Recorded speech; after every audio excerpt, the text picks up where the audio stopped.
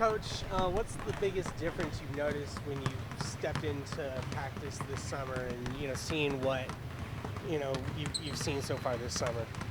I think we just got a team that's like past teams. It's hard to compare, right? Like we're in a position where our group is just working really hard, and we've always worked really hard.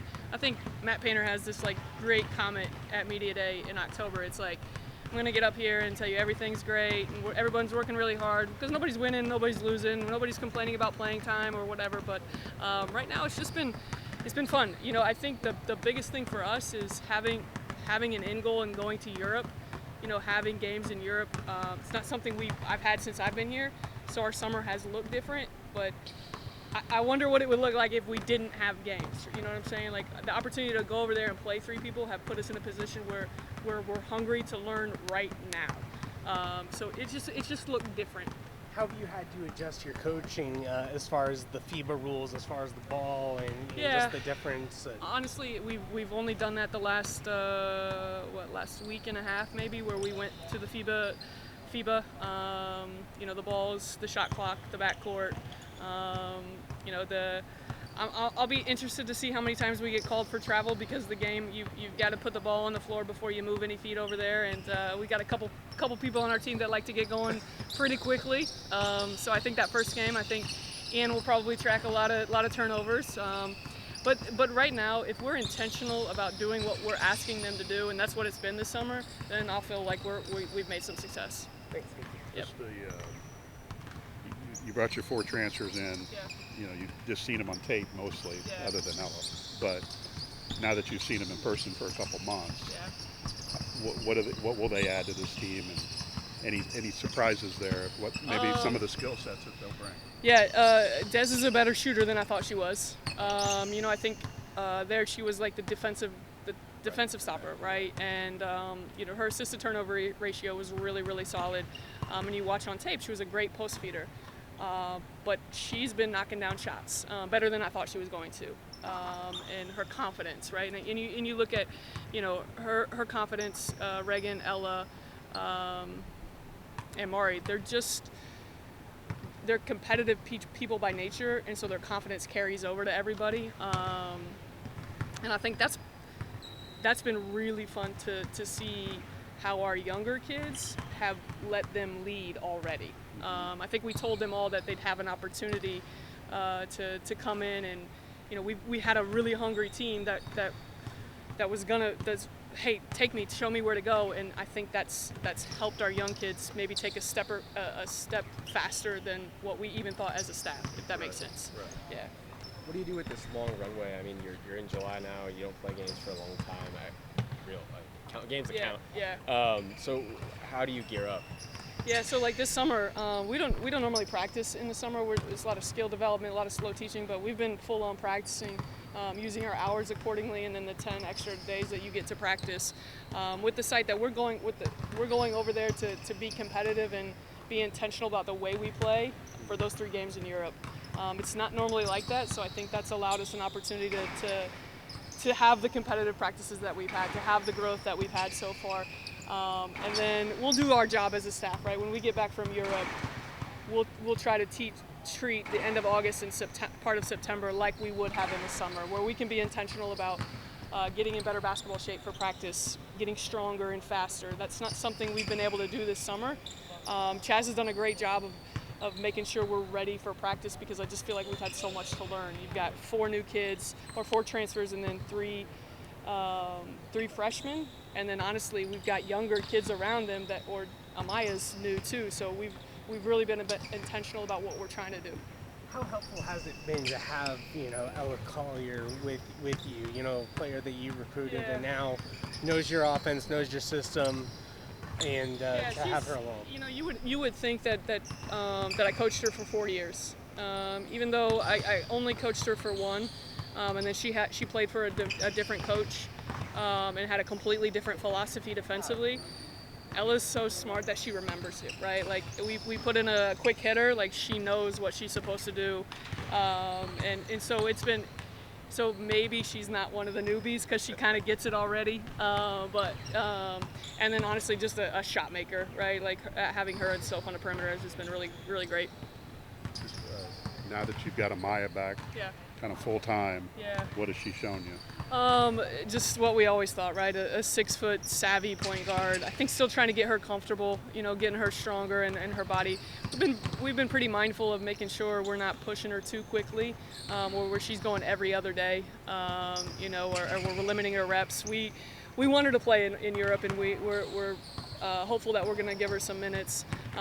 But we need Amaya in November, December, and then January, February be healthy. So just making sure we're mindful of she hadn't played in 2 years, and we're not causing anything else to hurt. Right. A couple of your guards said that you guys would play faster this season, or at least could. Is that something you're looking forward to experimenting with in Europe? Yeah, I think so, especially early, right? Faster, 24-second shot clock. You got to get the ball over quicker. I'm a big believer in like all of basketball should play FIBA rules. I think it's a beautiful game. I think the 24-second shot clock is great. Then you don't have to play defense as long, so that's probably why I like it the most. But no, I think it's gonna help us. We're not gonna be really good in the half court right now. I think we have a chance to get there, but if we can play 94 feet and play faster and take good shots but quick shots, I like our chances. Your 2 freshman posts, what have they shown you, and how, right now, as you look at it, how do they fit in with what you want to do this season? Yeah, hungry, eager to learn, hard workers. They battle each other every single day. The battle between Elena, Lana, and KP is just really, really fun to watch right now. Both are learning. I just told Lana I thought today was one of her better practices of the summer, and she's disappointed that she hasn't had that already. And I was like, hey, give yourself some grace. Well, both of them are just competitive and hungry, and want a chance. And I think we'll see what we can get out of them in Europe, and then move from there. I know you're playing against yourselves, so it's not the true barometer, but do they, for their age and their skill level, do they finish through contact better than maybe some players that you've had before? I think just they're naturally strong, right? They naturally have a body that's allowed them to play through contact. I don't know that it's better. I still see a lot of missed layups out there. So, I think understanding timing, angles. I think right now offensively they're far more advanced than where they are defensively. So we better be able to make the layups because we've got a lot to learn on the defensive end. But because they're so hungry and eager to learn, it makes working with them every day a blessing. Once you're done with your European trip and you're flying back, what do you hope that you saw from your team during those 3 games? I hope I saw exactly what I've seen so far. A team that's going to compete every single second. A team that's going to dive on loose balls and help each other up. A team that's connected. A team that's a unit. A team that doesn't matter, who's having the success, and then understanding that even if I'm not on the floor, I'm a part of that success because we've done it this summer. I think that's the biggest thing. And then I want us, being in Europe in a foreign country is going to allow us an opportunity. We're not practicing. We're going to play 3 games. So it's going to allow us an opportunity to really get to know each other on a deeper, more intimate level. And I think you've already seen that with this group. We've been reading a book, and you go into our book studies, and they're presenting it, and it's raw, and and they're vulnerable in there together, and I hope we can just continue to build on that. Expand on that. What are you doing with them? Yeah, so we were reading Chop Wood, Carry Water, a book about just the process, right, brick by brick, and how we can't get to where we go if we're not chopping our wood and carrying our water every single day, right? We can't go win a basketball game if we're not getting in a stance defensively and getting a possession. So, and then we read some chapters, right, and then have a group present it. And it's been real, emotional, deep. I think sometimes we've had tears in our eyes, right? Because we all have different stories. We've all walked different parts of life. We all have different backgrounds, but to bring everybody together and to be vulnerable with each other that you just really know for 2 months has been really, really fun to watch.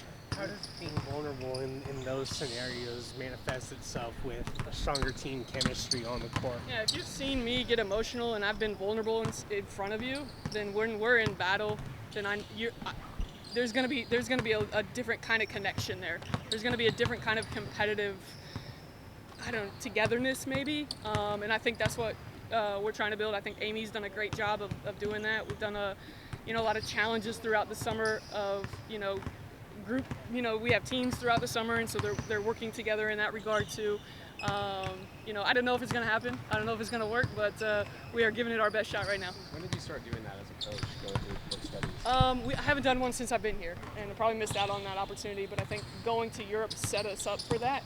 I think, my wheels have been turning so much since I've been here, and I finally feel like I'm in a really good place. Love the staff and how we work together, and I think we've all figured out, each other's roles, and so this summer has allowed us to do that. Just an update on Jordy. Yeah.